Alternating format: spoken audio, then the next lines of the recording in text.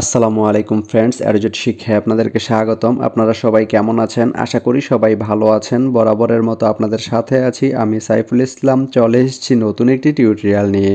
So আজকের টিউটোরিয়ালটি কোন বিষয়ের উপর হতে চলেছে সেটা নিশ্চয়ই আপনারা টাইটেল এবং থাম্বনেল দেখে অলরেডি বুঝে গেছেন। তো আমি কথা বাড়াবো না, চলে যাব মেইন টিউটোরিয়ালে। আর মেইন টিউটোরিয়ালে যাওয়ার আগে একটা কথা বলে নিতে চাই, আপনি যদি আমার চ্যানেলে নতুন হয়ে থাকেন তাহলে অবশ্যই আমার চ্যানেলটি সাবস্ক্রাইব করে নোটিফিকেশন বেলটি অন করে দিবেন।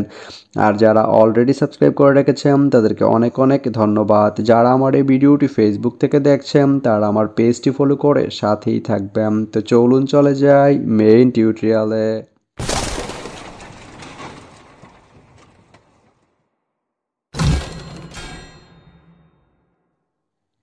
তো বন্ধুরা, আজকে আমরা জানবো আপনি ঠাকুরগাঁও থেকে বিরামপুর যেতে কোন কোন ট্রেন রয়েছে, সেই ট্রেনগুলো ছাড়ার নতুন সময়সূচি, ভাড়ার তালিকা, বন্ধের দিন এবং গিয়ে পৌঁছতে কতক্ষণ সময় লাগবে বিস্তারিত।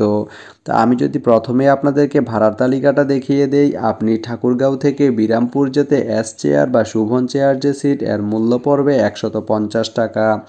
এখন আমি যদি আপনাদেরকে ট্রেনের সময়সূচিগুলো বলে দেই, আপনি ঠাকুরগাঁও থেকে বিরামপুর যেতে প্রথমেই যে ট্রেনটি রয়েছে সেটি হচ্ছে দ্রুতযান ট্রেনটি ঠাকুরগাঁও থেকে ছাড়বে সকাল 8টা 4 মিনিটে এবং এটি বিরামপুর গিয়ে পৌঁছবে সকাল 11টা 18 মিনিটে। এই ট্রেনটির কোনো অফ ডে নেই।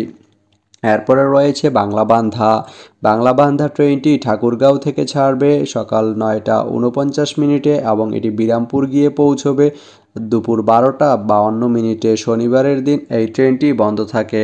এরপরে রয়েছে একতা ট্রেনটি ঠাকুরগাঁও থেকে ছাড়বে রাত 9টা 54 মিনিটে এবং এটি বিরামপুর গিয়ে পৌঁছবে রাত 12টা 45 মিনিটে। এই ট্রেনটির কোনো অফ ডে নেই।